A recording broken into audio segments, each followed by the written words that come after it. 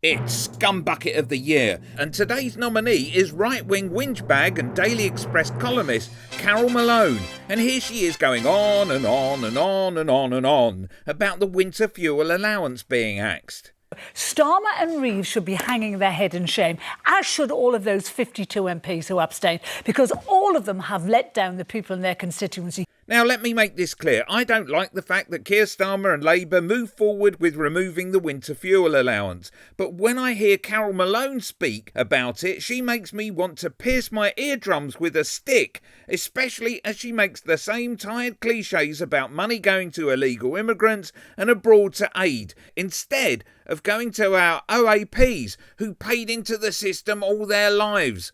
Why do people like this never complain about the vast amounts of money that, for example, the Tories siphoned off during COVID to dodgy PPE deals? If the Express did a campaign to claim money wasted on useless PPE, we'd have that money for those struggling to heat their homes in a jiffy. Which is who they represent. And the rest of them, the cowed into submission, most of them were whipped into submission by threats from Starmer and from Reeves to not vote against this. You know, the whip should only be used in instances where there are serious disciplinary measures, that are happening. This is a misuse of the whip, and it's disgusting when, in this country we give billions every year in foreign aid to countries that are richer than us. We give billions, we're paying billions for the immigrants who are coming into this country, and yet, listen, Jonah, let me finish my point without saying, oh God. I'll come to you.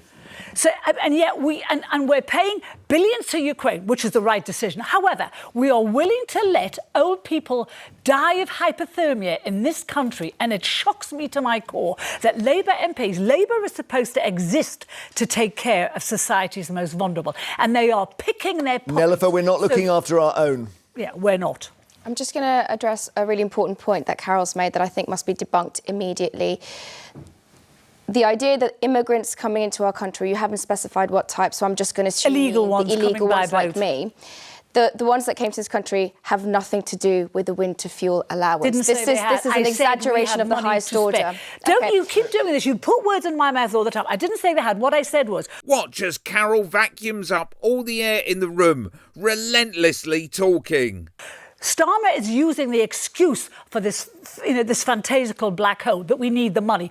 If we have the money, billions every year, to look after people who have given nothing to this country, why do we not have 1.2 billion to give money to people who have contributed to this system and who are now vulnerable and at the end of their lives, they're going into the last chapter of their lives? The fact that, there was a woman on television yesterday, and I wept like a baby when I watched her. She said that she will have her heating on at 13 degrees in the winter, which is freezing. That is really cold. She said she hasn't cooked a hot meal now in weeks because she's frightened to put the cooker on. She misses pension credits by £3 a month. Now that is shocking that someone like that, who has worked all their life, is in this position. Click here to see if you think Julia Hartley-Brewer should be Scumbag of the Year.